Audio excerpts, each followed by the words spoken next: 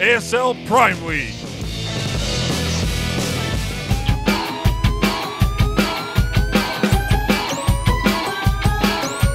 Okay, everyone, welcome back to the final match of the night to determine the second place advancee here from Group G.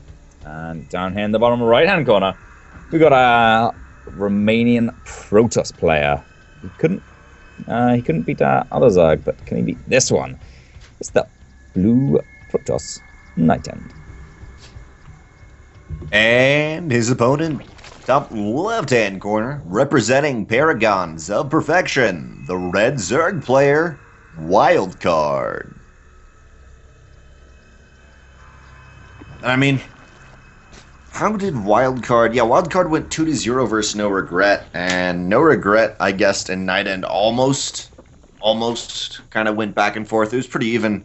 I feel like definitely right here, NightEnD has the edge, but, you know, we'll have to see how WildCard does in ZVP instead of ZVZ. It could just be everyone hates the mirror matchup. We'll see.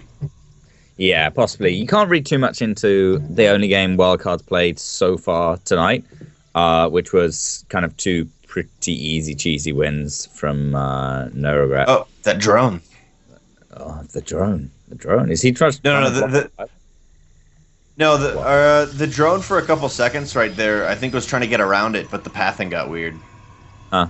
Yeah, I just saw it kind of stuck on the thing. Either way, there's the early Rocheborn. Yeah, it comes down pretty fast. For any third base or anything, but WildCard could be trying to build that with his scouting probe as it returns home. Or it could just be another Ravager Rush. I don't know, we'll have to see. So far, I don't think WildCard has the gas for that, but I mean, Ravagers cost 75 gas to morph in on top of the 25 for a Roach. Yeah, you can only really do Ravagers off one extractor when it's like the 5-6 minute mark after you pumped out some lings and you have a nice bank to utilize. For now, it's going to be it's going to be a Roach Rush. Does have the possibility for Ravagers later on once they start pushing, but no third base for him. And NightEnD over here on this side actually is a fantastic wall. I'm quite thankful that he has that, but he only has one Adept, and now he's adding on production, adding on a Robo. I don't know if it'll be fast enough. I guess if a Sentry gets out, he should be okay. But on the other hand, remember, Mothership Core starts off with 50 energy. That's 2 photon overcharges. If we've seen what we've seen in the previous PvZs, the photon overcharge itself could be enough to defend, but the Mothership Core, it's going to be moving out and won't actually spot these Roaches. I think it's just going to be enough to pull back, but we'll have to see.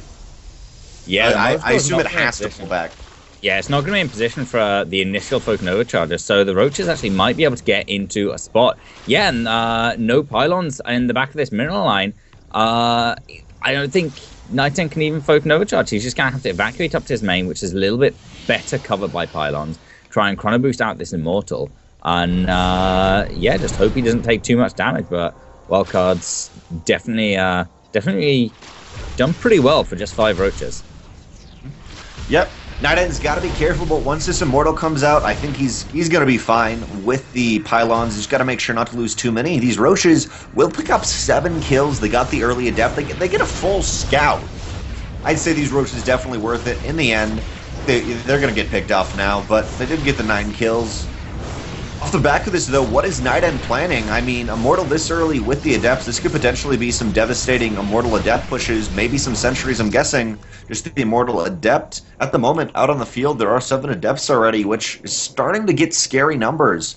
Versus a 2-base Zerg, WildCard getting Hydralisk Den and adding on that Macro Hatch to defend. But this is the time where there's gas coming down. Macro Hatch, Hydralisk Den not done. There's a window of opportunity here for NightEnD. We'll see if he utilizes it.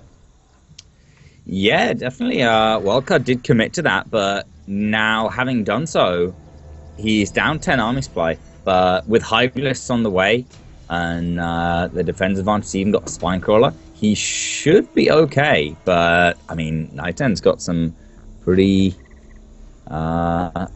powerful units here, and the Adepts and Immortals, and he's going to push across the map and see what he can get done. But 4 Hydras on the way. These 4 Hydras, they could be what you need to defend this, but honestly, we'll just have to see how they do versus the Adepts. Are Hydra's light units off the top of my head? They are light units, actually. So the Adepts will do fantastically versus them. But then you say, okay, maybe the Roaches can do something here. There's just not enough even close to it for Wildcard. Not only that, but there's no Lings to even attempt to shut down the units, to hold them in place while the Roaches get their damage done. I think this is going to be very one-sided for NightEnD, but we'll have to see how this really goes down. Third base, NightEnd's not even going to bother with. Oh, man. Are the Adepts going to go? Yeah, they're going to commit to it. Oh, one of those Hydras just popped instantly. The other two in the back are pumping out their damage as much as they can, but now that they get trapped in place and a few more Adepts in the back. GG. GG.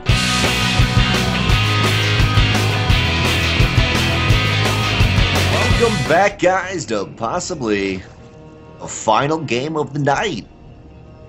Up here, in the top right-hand corner, from Paragons of Perfection. You need to win 2 games in a row to move on. 1 game away from being knocked out. It is the Purple Zerg player, WildCard. And then, of course, down here in the bottom of the left is the Romanian Protoss player playing in the blue trunks. We have NightEnD. Whoever read in the round of 16, but still, we have to see who will win. As you were mentioning, we've seen previously in the ASL and, in general, some fantastic pylon contains on this map. It doesn't look like NightEnD will be doing that, at least for now. It's the tricky thing about the Adept pylon rush, whatever it is, or a pylon contain. It's not like a cannon rush where, okay, it's happening to me, you know it. It's kind of... You have to scout it right as it happens, or there's not a ton of preemptive that's what he's doing, honestly. It kind of looks like a normal build, and then it just spirals out of control after like a minute when the gates are put down and then they move out, but all that happens relatively quickly. Well, it's so much faster as well. It takes like, what, 20 seconds or so, maybe 25 for a pylon to be warped in, as opposed to like a pylon and a photon cannon, and photon cannons take a little longer to build than pylons. For a cannon rush. So, I don't know, the only limitation is 11 seconds longer. 11 well, seconds. Is that like the void seconds, blizzard seconds, or Heart of Storm seconds? I don't... That is the nowadays? Statistic. It's 11 seconds plus the pylon before it. You really got to think about that. It's 11... It's overall, it's about... I don't know, like, I can't do that math top of my head, but like 40 seconds right there. No, 50 seconds. Still, you have preemptive while you only have the 18 of the pylon in that situation. But NightEnD will be doing nothing of the sort, and WildCard saying, I'm 1 game down in a best-of-3 series. That means I have to win this to have any chance of anything, and I'm going to do it. I'm going to go out at least with a bang, doing the Roach push. This time, still on 1 gas, no idea for Ravager, going up to lair relatively quickly. Maybe he wants to do a huge Roach push off the back of this, like something with speed, but I don't even think it's probably not even viable. I mean, I guess Hydra's off the back of it. We'll have to see. No gas being taken yet. Roach is moving in. Mothership Core will spot everything. Yeah, and it's fully prepared to throw down a couple of quick Nova charges. NightEnD, though, actually looks like he's kind of deciding not to. Once those Roaches get good and tight in there. Oh, man, yeah. Okay, a few Roaches are going to go down here. 2 Roaches lost. WildCard's going to have to retreat back, and NightEnd's, he lost 25 energy for that. And did he actually lose an Adept? Yeah, 1 Adept. Okay. Yeah. Not so hot. I feel like, honestly, NightEnD could move across the map if he wants to, and there's the gates actually going down. 3 gates, as you can see in the top left. Burrow for WildCard, but that wasn't his layer decision. You can get Burrow right off the bat now. Is that correct? I believe you can. I'm blanking. But you can't get Burrow right off the bat, and there it is, Roach speed. So yeah, it's just going to be a Roach push. I was pretty sure, but I was like, wait, if it's not, I look like an idiot. We'll see, but WildCard and NightEnD. I guess the apology. I don't know. We'll see. It's going to all, though. I love how it's going to all, though. Notice that. It's like, so his opponent, which is WildCard, is like, Cheesing? Wait, what? What's coming in? I mean, you can kind of assume it when you see it. When an immortal when an immortal counters your 6 Roach rush, it's like, yeah, that's us. something's wrong. And then the warp prism, that 2-second warp in is so good. NightEnd's going for it, and then I love how WildCard's like, yeah, I'll take a third. Yeah. In fairness, it is coming up on 6 a.m. in Romania right now. I think. I'm not. So yeah, I'm not saying anything bad for NightEnd. I'm just finding it funny from WildCard. I guess it's a situation if I defend, I just kind of beat you. Roach speed is about 10 seconds away. I think WildCard's in a better situation, better position this game than he was in the last. Although, oh my god, that's a lot of adepts. Yeah, and 2 Immortals. He actually fully commits to this. A huge concave up here. The Immortal's not quite in position just yet. He's going to keep on moving up here. NightEnd, the Warp Prism, is it ready? Yeah, here it comes. Another round of Warp Pins here. 6 more Adepts join the fight, and it looks like NightEnd is pushing through. WildCard just doesn't quite have enough Roaches, and these Immortals just doing... They're doing so much damage in the back. I love how the Immortals now, they turn with how they're moving or who they're tracking. It's always really funny to watch. But yeah, not even one Immortal will go down. The first time damage went down, the barrier came up and defended. I mean, more Roaches are on the way, but already so much has gone down, and 20 drones.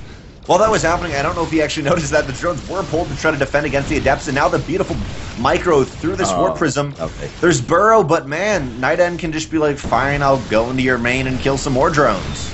Off the back of this, the 3rd base is there. 9 more Roaches on the way, but 1 base mining. There's the GG, guys. NightEnd moves on with no regret to the round of 16. Thanks for watching the video. Please subscribe to support the ASL by hitting the button now.